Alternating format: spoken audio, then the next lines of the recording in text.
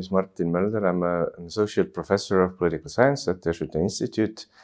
I work mostly with political parties and public opinion. But in some respects, my research is very varied as well, because one of my bigger interests is also methodology, and especially quantitative methodology and text analysis through quantitative methodology. And through that, I'm involved in various projects, ranging from analyzing Estonian national identity to analyzing how big tech companies are portrayed, for example, in European media. So political parties on the one hand, but let's say methodological kind of work or aspects on the other.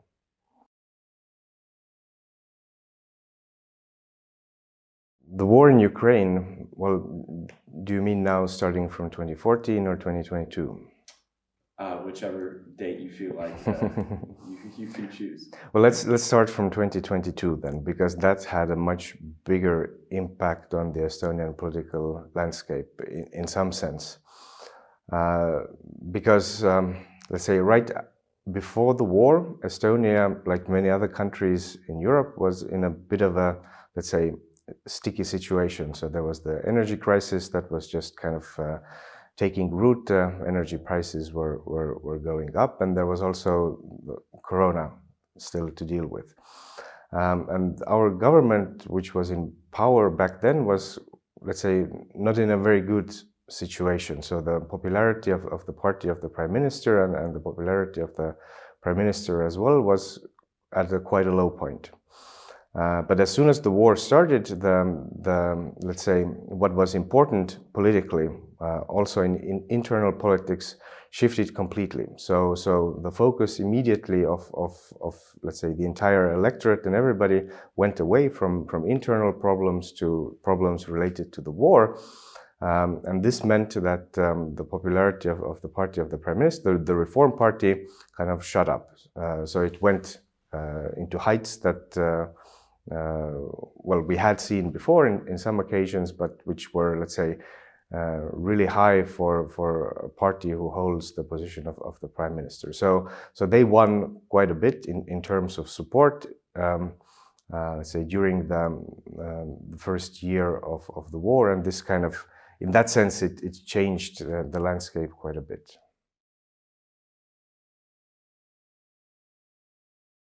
Well, let's say 2024, in a way, well, we need to kind of understand a bit what was before as well. So kind of like a very fundamental shift in Estonian politics happened around the 2023 parliamentary elections, I think.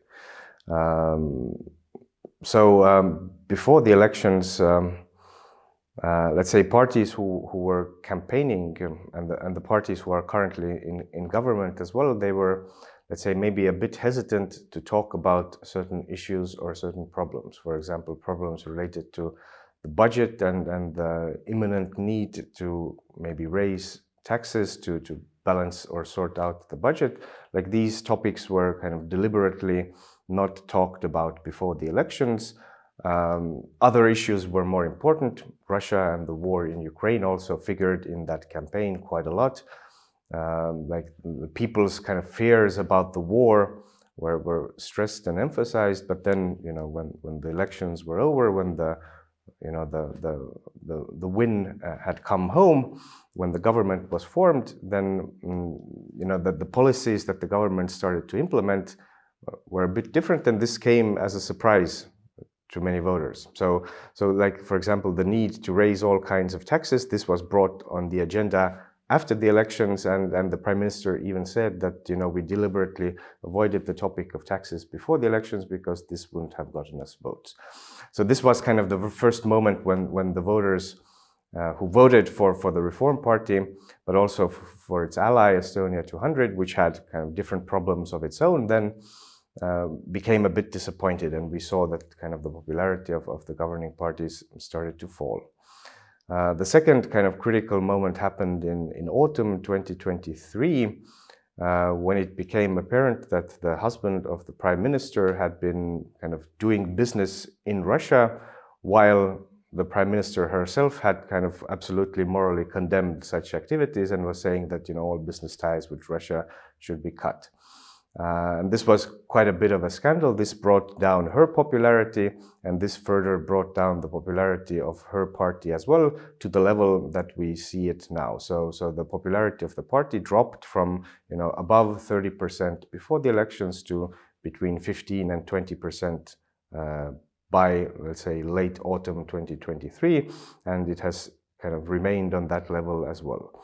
And at the same time, we saw that the popularity of one of the main opposition parties, Fatherland or Isamaa in Estonian, it kind of increased to also to heights that we've never really seen before for that party. So the popularity for this main opposition party rose from basically, you know, from 10% to close to 30% in the matter of months, and it has stayed at that level until now as well. So we saw this kind of really kind of fundamental shift in popularity. Government parties, except for the Social Democrats, because they didn't really lose face after the elections because they were talking about taxes before the elections as well. So voters really didn't punish them, but the Reform Party and the Estonia 200, their support basically collapsed. And by now, you know, we were in a situation where the main opposition party has more support in the electorate than all of the coalition parties kind of combined.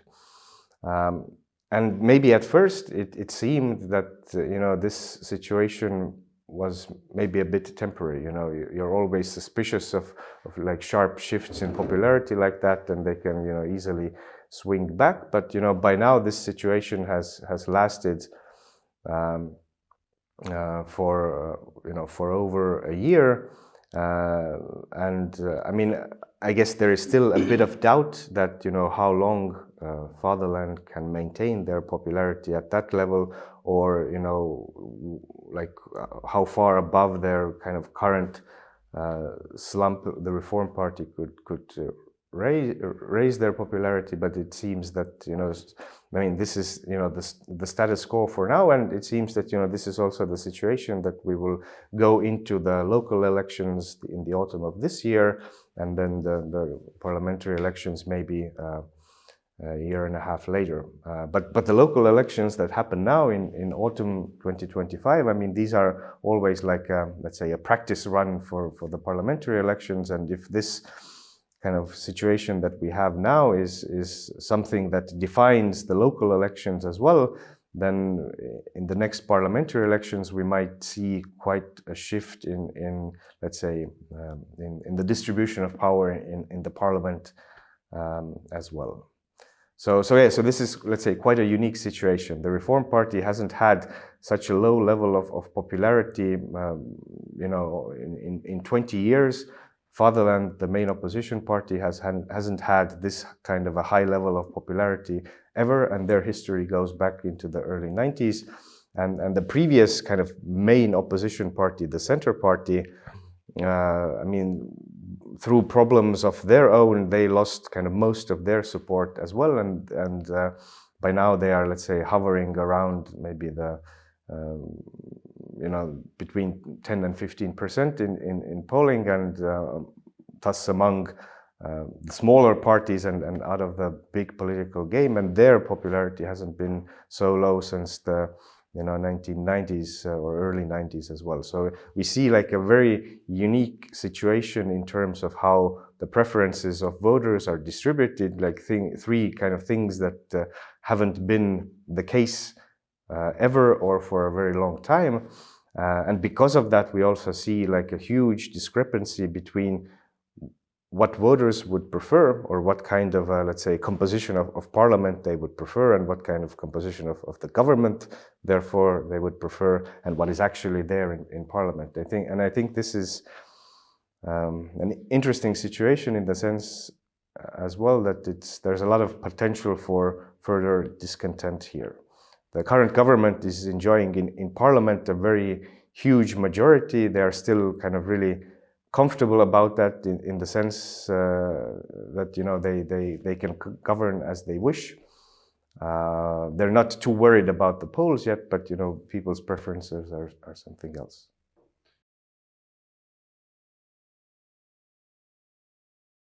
Well, if we take, let's say, the political science definition of populism as, let's say, like let's say like an anti-elitist party who kind of is really critical of political elites on the one hand, but on the other hand kind of emphasizes the role of the people in politics, and kind of conveys or portrays a very black and white conflict between those two kind of actors or groups.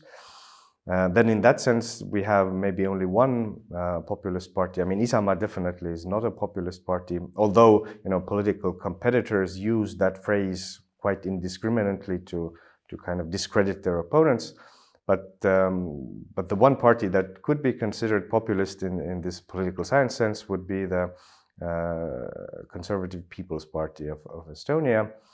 Their support now is also, let's say, around 15%, so they're a bit lower than they used to be at some point in time, but they're not among the bigger parties. So they would be, yes, like the Estonian populists, equivalent to many of their Western European counterparts, but in some aspects really, really different as well. So for example, you mentioned AFD. So for AFD, it's not really a problem to have, let's say, good or friendly relations with Russia. So Russian gas is not a problem for them. Economic ties with Russia, not a problem for them. So they're not really kind of, for them, Russia is not an issue. Russia is not a threat. For all Estonian parties, including the populists, Russia is, always has been, always will be like a security threat or a security issue. And I think this is kind of one of the most fundamental differences between Estonian populist parties and populist parties elsewhere in Europe. So in Estonia, the populists are also very strictly kind of, I mean, I wouldn't say anti-Russian, but they kind of acknowledge that Russia is like a potential very serious security threat to Estonia.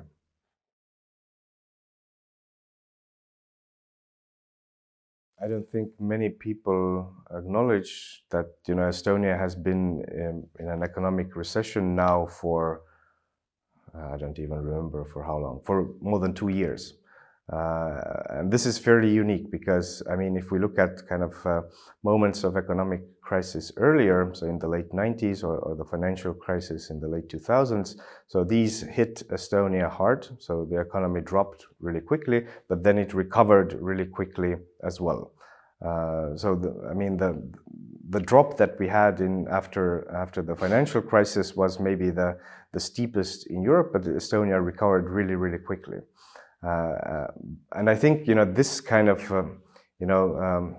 flexibility or ability to kind of be hit hard, but then to recover quickly as well has somewhat declined. And we see this in this kind of dragging economic recession now. So as soon as the kind of energy crisis and inflation that was kind of parallel to that, as soon as that hit, it took kind of the Estonian economy off course, and we haven't been able to kind of really jump back into the game as well. And other countries in our neighborhood and our Baltic neighbors as well have been doing much better. So at one point, at least if we look at kind of how well the economy is recovering, Estonia there was no other country in Europe which was doing worse in that sense. So that kind of, this goes a bit against this kind of success story that has been told, and I think this kind of indicates also that maybe times are a bit different now. So I think Estonia is kind of struggling with energy prices, but this is not unique to Estonia. Other countries face that problem as well.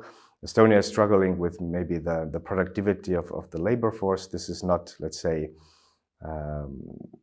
good. So I think for a long time, Estonia enjoyed the situation where it kind of was able to, let's say, profit from low added value activities, but these are not kind of Estonia's kind of competitive advantage anymore. Estonia has become an expensive country. Certain prices for day-to-day items are even higher than they are in Finland. So some Estonians, for certain food items, it would be cheaper for them to go to Helsinki and buy them than buy them from Tallinn. So I think Estonia now is quite a different kind of country economically than was the Estonia of the 1990s, which was kind of really reforming and developing really quickly. So this is how I see it, and I don't think this position is controversial. I mean, these are all fairly common or basic facts. It's just whether how much we like to talk about them and how much we like to acknowledge that maybe this image of a success story of the 90s or this story that we told then, maybe we need to think of a different story to tell now, and through that also kind of maybe reinvent a bit what we actually do as a country, or how we develop our economy, or where our strengths are, because we are not the country that just came out of communism and which is kind of quickly reforming their economy. The whole range of problems is very different now.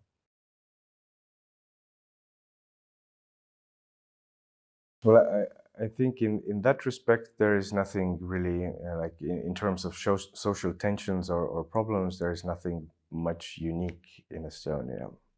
I mean, in terms of, let's say, politics and political kind of, let's say, tensions or cleavages, we see more or less the same kind of, let's say, effective polarization on the Estonian political landscape as elsewhere in Europe. So emotions are running really high.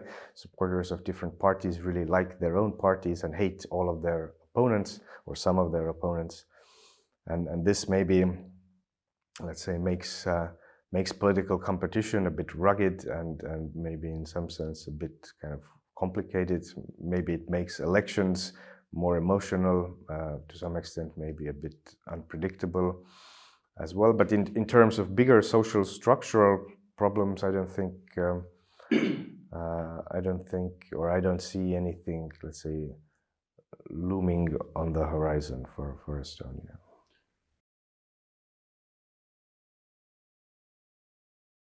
Well, for sure. I mean, Estonia, as many other countries in the region, has realized that they need to invest much more in their own defense, and we've seen that quite a bit. So I think before, if people were thinking about Estonian security or defense policy, or if I think about how this was on our political agenda, I mean, of course, Russia always has been a threat to Estonia, and it was kind of perceived like a problematic neighbor already before, but nobody was really kind of actually considering the option of war. And I think Estonian military and Estonian defenses were not really, let's say, developed back then, and we relied maybe a bit too much on NATO Article 5 and the assumption that we do a very minimum amount, and should things hit the fan, then NATO will be our safeguard. I think by now the realization is that we need to kind of invest much more in our own defense, and we need to be able to kind of hold back an attack and not just hope for the help of allies. So that definitely has changed, but let's say, I think what this change means, or what it constitutes, is simply not a shift in position, but let's say a shift in the saliency of an issue or a problem. I mean, not much. The Russian minority in Estonia, let's say they are fairly inactive politically, partially due to reasons that still, let's say, quite a big part of them, they don't have Estonian citizenship, so they're either Russian citizens or they don't have citizenship at all, which means that they cannot participate in national level elections. But even, despite that, I think the Russian minority has not really been politicized or politically active in the country ever. I mean, they do find, let's say, their representation on the local level because they can participate in local elections in whichever way they want. They find their representation on the national level to some extent as well, because the center party for a while has been the party which kind of really stands for and represents kind of the interest of the Russian minority to some extent. But in the big picture, I think they haven't shaped Estonian politics internally or externally much.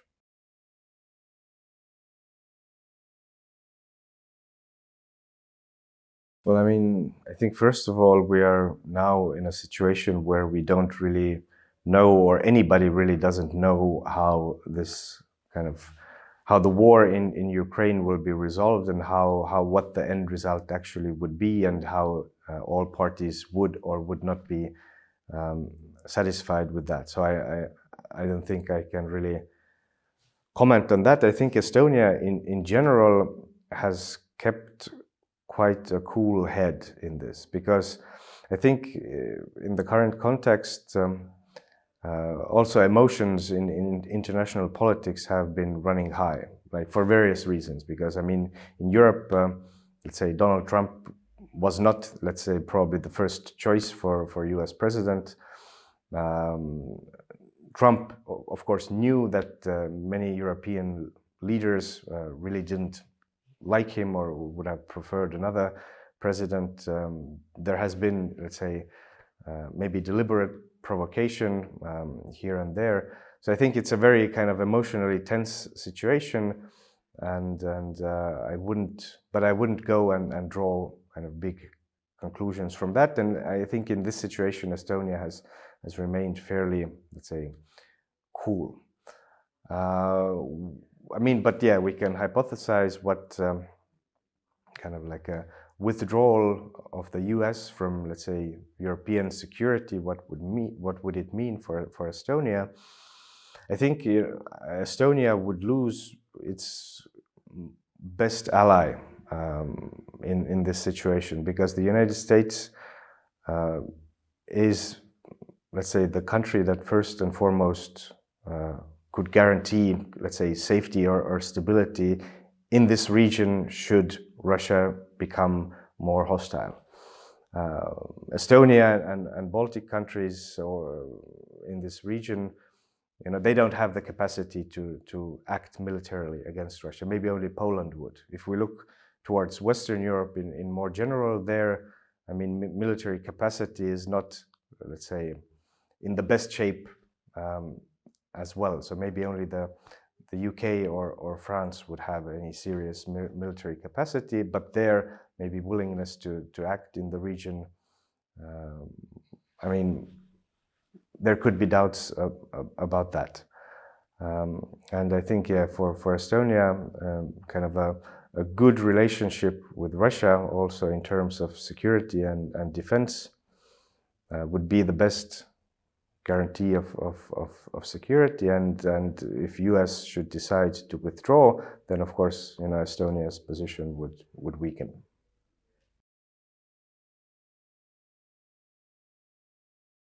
The more European countries are committed to security in Europe, the better.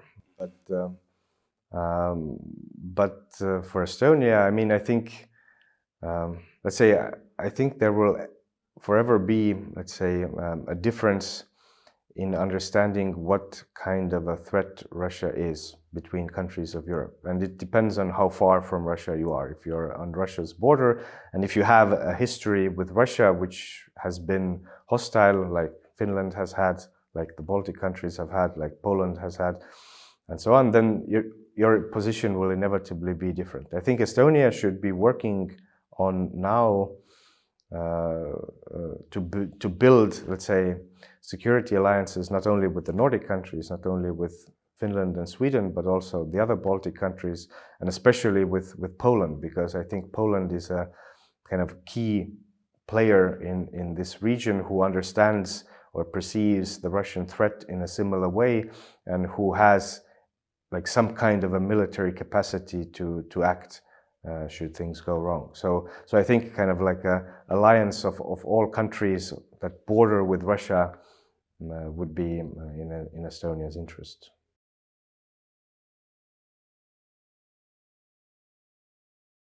For this question, let's say I don't have in mind any, let's say, public opinion survey to refer to, because I think this hasn't been asked from our voters.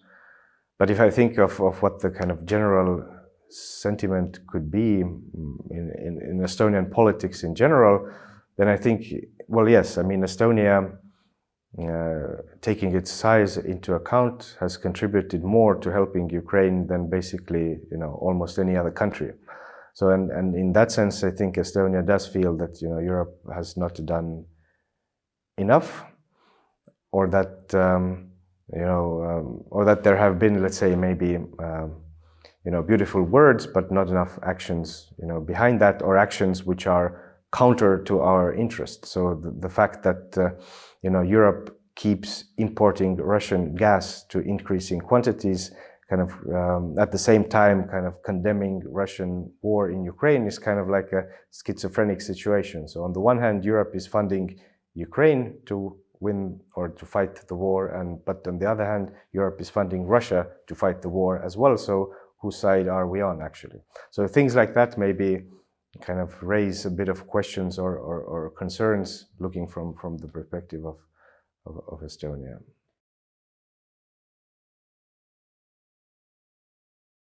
Well, our populist party, which I mentioned, they are, let's say, moderately Eurosceptic, but they're Eurosceptic in the sense that they're on the position that European Union should be something different. That the European Union maybe should be the union, like the economic union, which Estonia joined 20 years ago, not the union it is now, which is kind of doing, let's say, much more things than, coordinating or managing kind of economic activities between its member states. So they're in the position that Europe should be kind of, or the European Union should be kind of a member, or should be a union, the members of which kind of retain their sovereignty. So like not a federal entity, but a union of independent sovereign states that retain their sovereignty. So yes, they're Eurosceptic in that sense, not in the sense that Estonia should kind of step out of the EU. Although they have mentioned here and there that should Europe kind of continue on this course of, let's say, federalization, then perhaps Estonia should hold a referendum about whether, we should belong in this kind of a union or not. But they are on the minority position if we look at Estonian politics in general. So the voters at large and all the other parties, they are supportive of the European Union as it is now, and I think support for EU membership currently is more or less at the same level than it was when Estonia joined the EU. So let's say roughly 2/3 of the population, or maybe a bit more, are on the position that, or of the voters are on the position that it's good that Estonia is a member of the EU as it is now.